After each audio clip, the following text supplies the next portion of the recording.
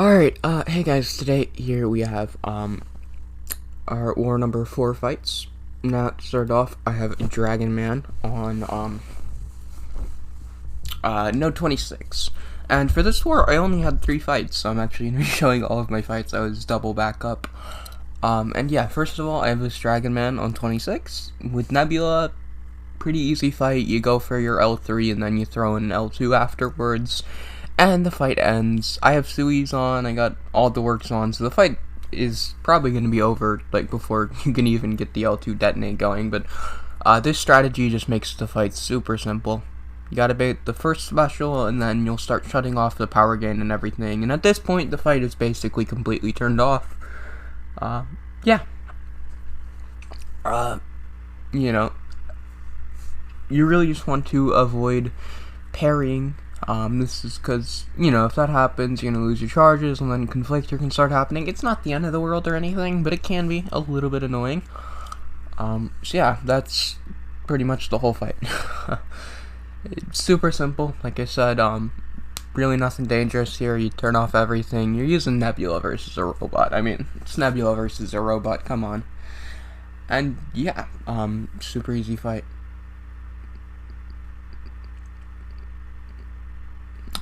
Yeah, I mean, blocking that L1 helps a lot to just get even more shocks, and since I am running Swedeahs for this, you can see those shocks are doing a whole lot of damage.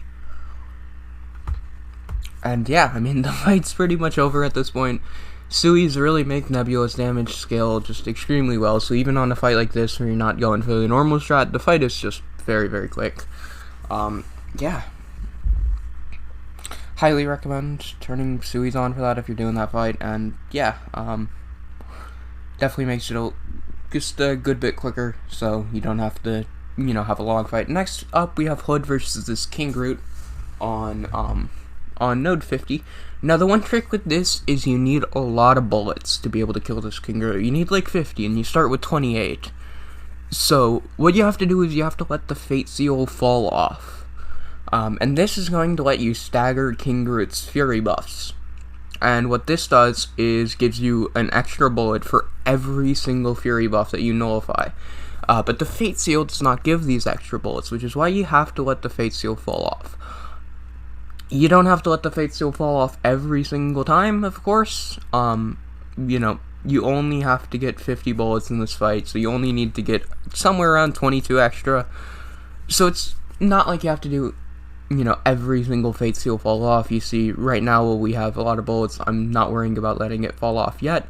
And now, after this point, I'm going to let it fall off. I'm just going to block this and just not retaliate after that L1. And yeah, these 12 or 13 get me up to 33 bullets, and that's already enough to basically end the fight at that point. You know, you just need around 50 bullets. I'm not sure if it's exactly 50. I had only seen this fight before against an R3 King Groot, so I was thinking probably need to go a little bit higher in bullets to kill the R4, and 50 worked for that, and yeah.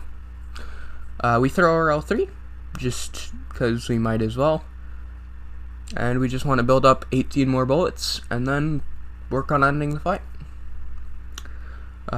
Yeah, I mean, super simple.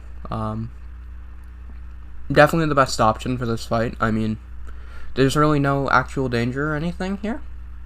And yeah, I don't really know what else I can say. This is just how this happens. And now here is Fury Stick, and this is going to mean he can get that regen, which is a little bit annoying, because that's going to lengthen the fight out quite a bit.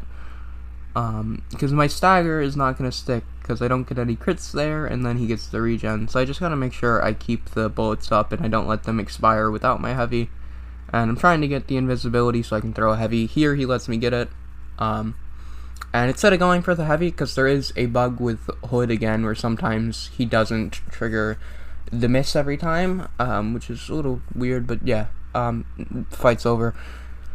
And yeah, for this Rintrah on 55, I'm taking it with Torch, with Nova Flame, I'm turning on half Swedeahs, I have a combat regen. This is just going to let me go very, very quickly. I do not have a White Max pre-fight, so I have to be hitting the heavy counters for both his L1 and his heavy. And that's really the only thing for this fight. I've done the duels for the heavy animation and the L1 animation a lot. I'm very good at it, and the other #1 thing is you really don't want to get cornered, which sometimes can happen on a node like this where you can't really parry. If the AI decides to, not play nice, you can definitely get into a position where you're cornered, and yeah. As you can see here, he's really not playing nice. And yeah, we just had to wait it out a little bit. And here we're cornered, and that is the position you don't want to be in. So for this, I have to throw my L1 to make sure during this knockdown he's not in the corner. And then we're throwing a heavy, and the fight's back under control at this point. It's a fairly easy fight. Definitely a longer one because of all his energy resist and all that, which is why, you kind of want that Nova Flame, you kind of want those half Suis on for this fight. Definitely makes it a lot, quicker, and versus Rintrah, speed is really the key. Just making sure the fight does not go long is all you really care about here. And at this point, we're getting ready to just end the fight. As you can see here, we have 9 Nova Flames on. Yeah.